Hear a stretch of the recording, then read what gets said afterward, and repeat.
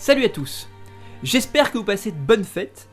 C'est l'occasion justement, vu que c'est les fêtes et que je suis pas mal occupé, de prendre le temps pour une petite vidéo qui n'en est pas vraiment une, mais plutôt un podcast audio parce que c'est beaucoup plus simple pour le coup à monter. Et ça me permet quand même de vous fournir un petit truc, parce que j'ai envie de faire un petit retour sur Suspiria de Luca Guadagnino, parce que c'est un film qui divise pas mal actuellement. Et justement, moi il m'a fait pas mal cogiter depuis quelques semaines, et j'avais envie de vous livrer mon avis avec quelques arguments. Et puis après, pourquoi pas de susciter vos réactions dans les commentaires, donc n'hésitez pas au contraire à aller bourrer la rubrique commentaires de vos propres arguments, de vos propres avis sur le film. Donc, pour ce qui est donc de Suspiria, je vous dis d'abord mon avis très général. C'est un film que j'ai beaucoup aimé, qui m'a fasciné, que j'ai très envie de revoir assez vite justement pour confronter mon premier avis à un second visionnage. Donc moi ça me paraît important justement pour ce type de film qui demande un petit peu de digestion, et c'est ce que je fais depuis quelques semaines, hein, je le digère. Et donc je l'ai beaucoup apprécié, cependant mon avis est relativement nuancé. Je l'ai apprécié dans toutes ses imperfections parce qu'il a beaucoup d'imperfections. Je dirais même, je vais être un petit peu plus violent si vous voulez dans ma terminologie, mais il y a même beaucoup de choses complètement ratées. Mais c'est pour ça aussi que j'apprécie beaucoup le film, pour tous ces paradoxes, toutes ces contradictions, toutes ces erreurs, tout ça me plaît, parce que je trouve que le film a quelque chose de vivant. Donc très rapidement, pour vous donner un élément assez générique, je pense que le principal défaut du film va devenir progressivement sa plus grande qualité. C'est que c'est pour moi un film qui témoigne d'une vraie déférence à l'égard du film de Dario Argento, donc 1977 hein, pour le coup, Suspiria. Donc il y a une très très grande déférence. Cependant cette déférence suscite chez le réalisateur Luca Guadagnino une vraie crainte, une vraie peur de ne pas être à la hauteur. Donc par réaction à ça, il va faire tout l'opposé de ce qu'il y a chez Argento. Et ce qui est intéressant, c'est que pour le coup, ça va lui donner une vraie personnalité, une vraie patte, parce que voilà, le réalisateur n'a pas envie de se mesurer à Argento, donc il va essayer de le fuir continuellement, ce que je trouve super cool dans l'immédiat. Alors le souci, c'est qu'on retrouve pas vraiment Suspiria. D'ailleurs il me semble qu'Argento lui-même, qu'il aime beaucoup le film, mais que pour lui c'est pas Suspiria. Donc je trouve ça intéressant de voir déjà ce problème-là qui se pose, mais en même temps, justement, il fait vraiment office de remake. Il joue vraiment son rôle de remake, au sens où pour moi, un remake, c'est avant tout pas un copier-coller, si vous voulez, d'une œuvre originale, mais plutôt le retravail à l'aune d'une nouvelle sensibilité, d'un nouveau discours, d'un nouveau propos, d'une œuvre. Donc c'est vraiment je revisite, je retravaille, c'est une recréation même. Je pense que ça c'est important, l'idée de recréer quelque chose à l'aune d'une diégèse, d'un mythe, d'une narration. Donc on est dans quelque chose pour moi de très différent. Un remake normalement ça devrait être très différent de l'original. Ceci étant dit, voilà ici ce qui est très intéressant, c'est que Guadagnino arrive justement, par peur justement, à créer quelque chose d'autre. Et c'est ça qui est intéressant. Alors quand je dis quelque chose d'autre, c'est-à-dire que pour moi les deux films sont très différents. Sur la base déjà même, alors je parle vraiment d'un point de vue esthétique, colorimétrique, même narrative, contextuel. C'est un film qui, contrairement à Argento, où chez Argento il y avait une sorte de foisonnement visuel, de foisonnement créatif, de foisonnement colorimétrique si je puis dire, il y avait une explosion de couleurs chez Argento, il y avait une vraie expérimentation sur la colorimétrie, sur la lumière. Là, chez Guadagnino, on est dans quelque chose de beaucoup plus austère, de beaucoup plus gris, de beaucoup plus froid, de moins, si vous voulez, moins foisonnant, pour reprendre le même terme qu'Argento. Là on est vraiment à l'opposé. C'est un film qui est beaucoup plus triste dans une certaine mesure. Dans la mesure où moi je considère qu'Argento est plutôt un film, le film d'Argento est plutôt un film joyeux, un film qui déborde de joie créative, alors qui est très nihiliste si vous voulez, au sens vraiment strict du terme, c'est-à-dire que Argento voit dans l'acte de destruction, qui dans son film justement se révèle le plus dans les séquences de meurtre, donc qui sont plutôt des séquences qui narrativement amènent une destruction. C'est par la destruction qu'on va amener de la création. Là, chez Guadagnino, on n'a pas vraiment ce côté-là, en fait. C'est un film qui est très peu joyeux, à plus forte raison, puisque le film d'Argento était justement, pour revenir à la question des meurtres, puisque ça sera une question qui va vite venir aussi sur le film de Guadagnino, les meurtres en tant qu'acte destructeur, mais aussi en tant qu'acte onirique. Il y a quelque chose de très... On est dans le rêve, on est autre part, on n'est pas dans notre monde, ce qui fait que le film d'Argento est très peu contextualisé. Et c'était un choix, hein, pour le coup, c'était une vraie posture, un vrai choix de la part d'Argento. Là justement, chez Guadagnino, on est à l'opposé aussi, dans la mesure où lui va complètement, si vous voulez, cloisonner d'un point de vue contextuel son œuvre. Alors ça le rend très intéressant aussi, ça que je trouve cool, parce que finalement c'est très très pertinent et cohérent vis-à-vis du discours que Guadagnino veut amener derrière. Ce qui n'était pas forcément le cas d'Argento. Pour moi, il n'y a pas vraiment de discours chez Argento. où il y a un discours, si vous voulez, esthétique, émotionnel, mais il n'y a pas vraiment de discours, si vous voulez, politique, économique, social. Là, chez Guadagnino, vous avez vraiment ce côté politique, puisque c'est un film qui, et je ne suis pas le premier à le dire, il y en a plein qui l'ont déjà dit, mais c'est une évidence, en fait, le film est relativement clair, et parfois il vous le martèle vraiment de manière un peu brutale, et tu dis oui, j'ai bien compris ce que tu veux dire, c'est quand même un film sur l'endoctrinement. Donc l'idée, c'est que Guadagnino va vraiment travailler sur un cadre très cloisonné, contextuellement parlant, c'est-à-dire que vous avez un pur cadre historique. Là, donc justement, pour revenir sur la narration de base, le synopsis, chez Argento, donc on suivait Suzy qui venait dans une école de danse qui était une succursale de sorcière qu'elle allait découvrir à travers son histoire, justement. Et c'est très très lent, hein, chez Argento, le fantastique va progressivement contaminer. Alors, il contamine déjà totalement la réalité à la base, dans la mesure où la réalité est déjà onirique. Mais la révélation fantastique, la révélation mythologique, elle n'arrive que très très progressivement dans le film. C'est-à-dire que tout le réel est contaminé par le fantastique, mais la réponse véritable, elle n'est donnée véritablement que dans les dernières minutes. Et ce qui n'est pas du tout le cas chez Guadagnino, justement, le côté fantastique est posé dès le début. Donc pour revenir au contexte, on est dans la même chose, c'est-à-dire que là on va suivre Suzy aussi, puisque les noms des personnages sont repris et respectés, qui va arriver donc dans une école de danse à Berlin, qui se trouve construite juste en face du mur de Berlin, et qui donc va pour le coup découvrir également cette succursale de sorcières, sauf que Guadagnino justement ne va pas maintenir de suspense à l'égard de ces sorcières-là, puisque très très vite dès le début on va voir que les sorcières sont des sorcières, qu'elles discutent de trucs de sorcières, donc si vous voulez, d'ores et déjà l'élément fantastique est posé clairement et simplement dès le début, et justement là où on va, pour revenir à la question de l'endoctrinement, le film est très clairement pose directement l'idée de ce Berlin mutilé entre deux doctrines, la doctrine capitaliste et la doctrine communiste, deux doctrines donc politiques également, et vous avez à voir cette succursale de sorcières qui est aussi, si vous voulez, un lieu d'endoctrinement, en lien avec la sorcellerie, le féminisme aussi, qui est un endoctrinement plutôt libertaire pour le coup, mais justement il joue justement cette ambiguïté-là, où justement c'est plutôt un lieu d'explosion des libertés, mais qui en final est une sorte de condamnation à la liberté, si je puis dire. Je sais pas comment vraiment le poser, mais il joue justement sur ce paradoxe-là qui est très très intéressant.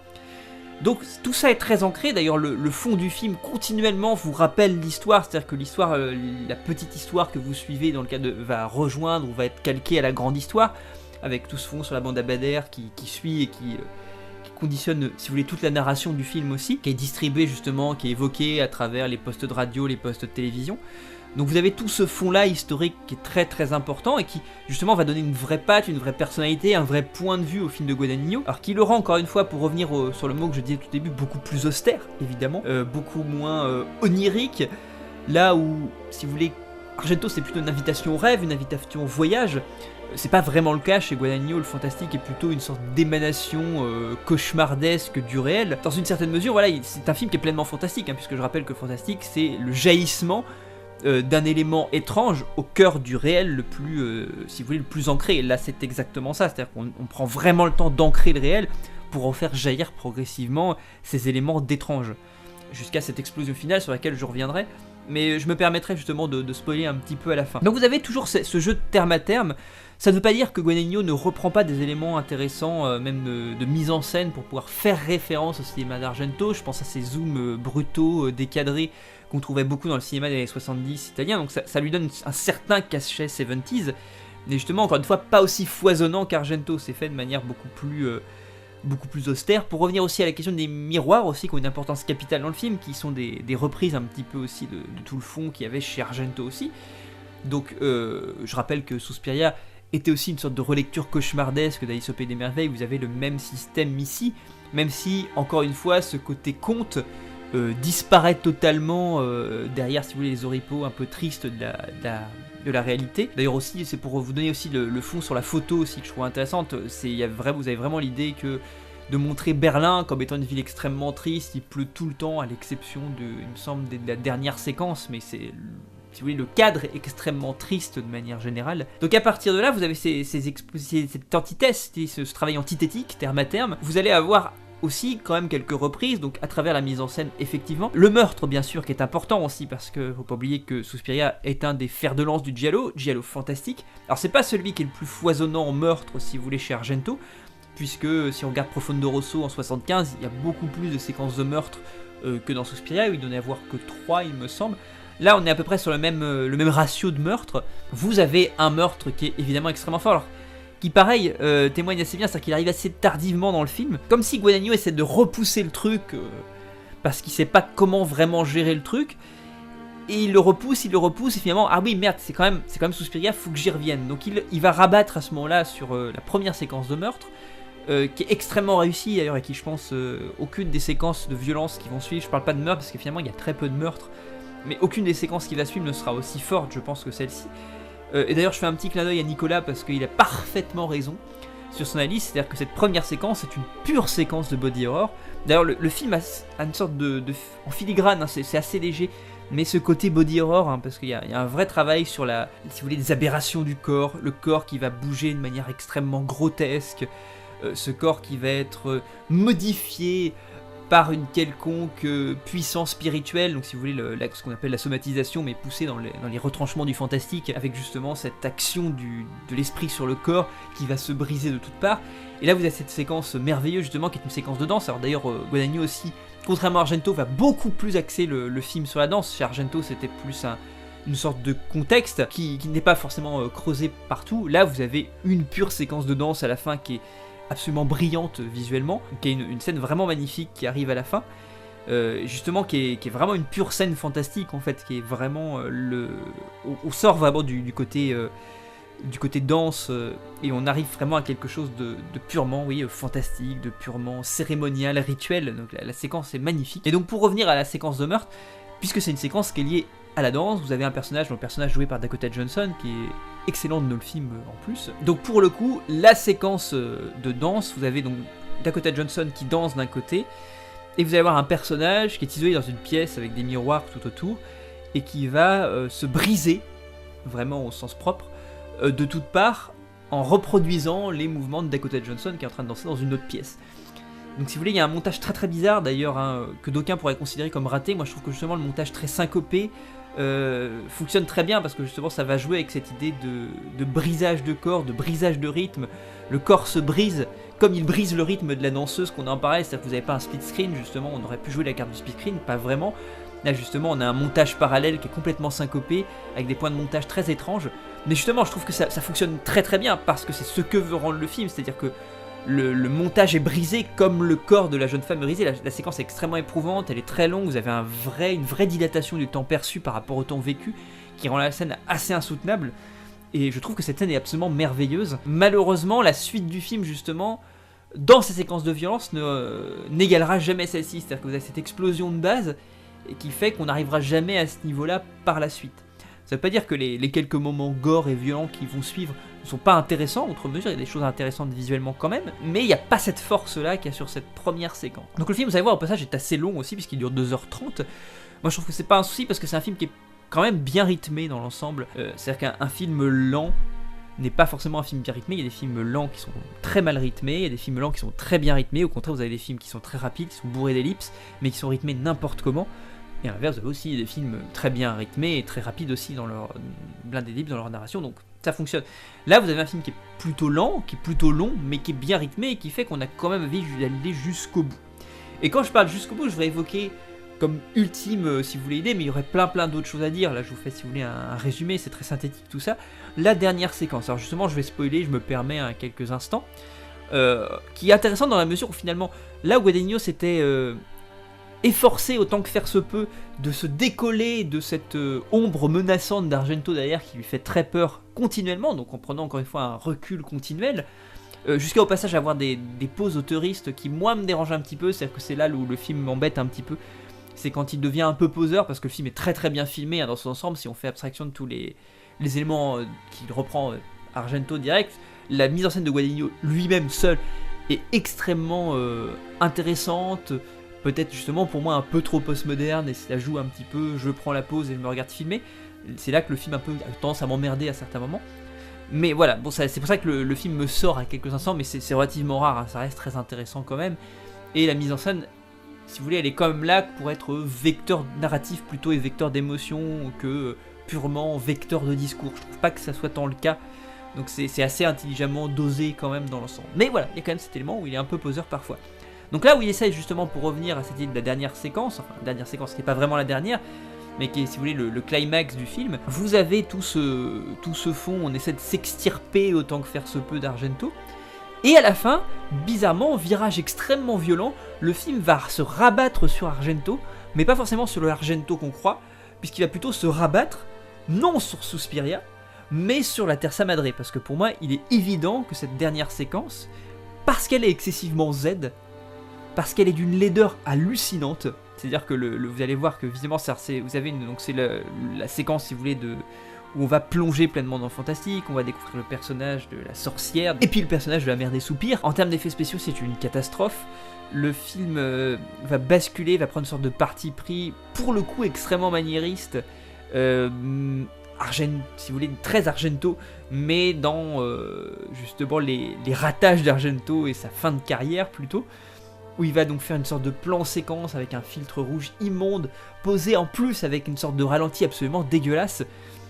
Et donc tout ça, il va compiler tout ce truc-là sur la fin, alors comme s'il paniquait justement, parce qu'il faut quand même qu'il fait Suspiria, c'est comme si à la fin il se rappelait qu'il fallait qu'il fasse Suspiria, donc qu'à la fin il devait y avoir cet instant mythologique de la sorcière qui apparaît finalement, et pourquoi pas de la mère des soupirs, vraiment aussi au-delà de la sorcière mère de la confrérie. Et il va poser à l'aide d'une sorte de Deus Ex Machina un petit peu bizarre, mais qui moi m'a pas dérangé en tant ma suspension consentie d'incrédulité a fonctionné jusque là quand même. C'est pas un souci parce que pour moi ça ouvre plutôt une porte mythologique d'un point de vue narratif, c'est intéressant, et d'un point de vue diégétique.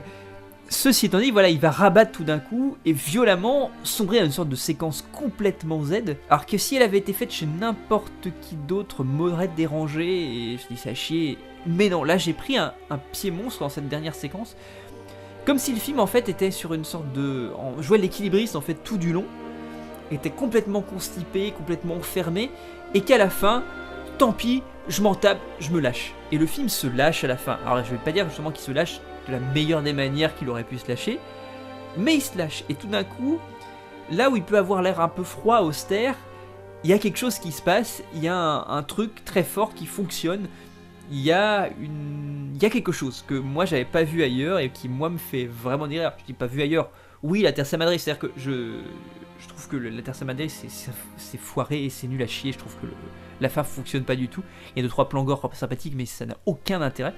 Là chez Guadagnino, compilé avec ce qui s'est passé avant et avec ce qui se passera après, puisqu'il y a un épilogue, ça fonctionne. Il y a quelque chose qui se passe. Il y a un truc qui se passe et qui fait que moi ça me plaît. Alors c'est bourré d'effets gore, vous avez des têtes qui explosent dans tous les sens. Alors bon, le problème c'est aussi que les effets sont mal foutus. Tu sens le numérique pas totalement terminé.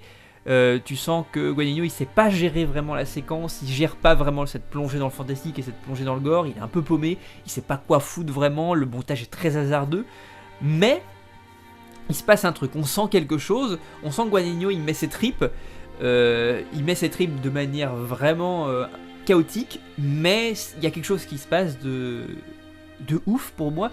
Et d'autant plus ouf que ça ouvre vraiment sur quelque chose de mythologique de manière très cool, tout en reconnaissant en effet le côté excessivement Z et foireux de la séquence. Donc voilà, je vais terminer sur ce point-là, qui pour moi est, si vous voulez, un climax étrange, complètement foiré, mais en même temps complètement jubilatoire, comme si j'avais retenu ma respiration tout du long et que tout d'un coup, paf, ça sortait et c'était complètement dingue. Donc complètement dingue au mauvais sens du terme, comme au bon sens du terme. Et je rappelle, si vous avez le temps aussi, de regarder la séquence post-générique, parce qu'il y a une séquence post-générique qui ouvre sur je pense, une potentielle suite de la part de Guadagnino. Moi j'attends de voir ce qu'il pourrait faire sur Inferno, et pourquoi pas à Terza Madre s'il reprenait, si vous voulez, l'idée des trois mères, qui sont citées dans le film d'ailleurs. Moi j'attends de voir ce que ça pourrait donner, parce que honnêtement, parti sur ce truc là, ça pourrait vraiment être intéressant, et encore une fois, il y a une vraie ouverture mythologique et diégétique que propose le film, et qui moi me donne vraiment très très très très envie. Donc voilà pour Suspiria de Luca Guadagnino. Je vous le conseille très très fortement parce que c'est une découverte. Pas certain que ça plaise à tout le monde. Je pense que c'est vraiment un film soit on aime soit on déteste. Moi j'adore le film d'Argento, pour moi un chef-d'œuvre absolu définitif que je regarde très très régulièrement et que je trouve être un film magnifique. J'aime celui-ci, mais parce qu'il est très différent. Et c'est ça que je trouve intéressant justement. Pour le coup, en tant que remake, bah, pour moi c'est un vrai remake, c'est un remake qui, peut-être pas pour les bonnes raisons, puisque je parlais plutôt de peur tout à l'heure, mais n'empêche qui prend le parti de faire quelque chose de différent, de se lancer en quelque chose. Il y a un vrai point de vue, il y a une vraie idée. Après, ce point de vue, cette idée, on y adhère ou absolument pas. Donc voilà, j'espère que ce petit format rapide vous aura plu, je ne sais pas. J'espère qu'il vous aura plu, parce que ça fait une vingtaine de minutes déjà. Je vais vous souhaiter de très bonnes fêtes. On se retrouve dans quelques temps, je pense, pour une vidéo de magie la prochaine fois.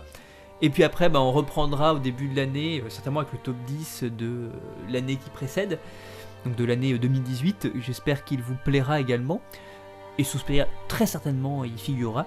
Je vous souhaite donc de très belles fêtes de fin d'année, une très belle fin d'année, puis je vous dis à l'année prochaine. Je vous fais plein de bisous. Salut!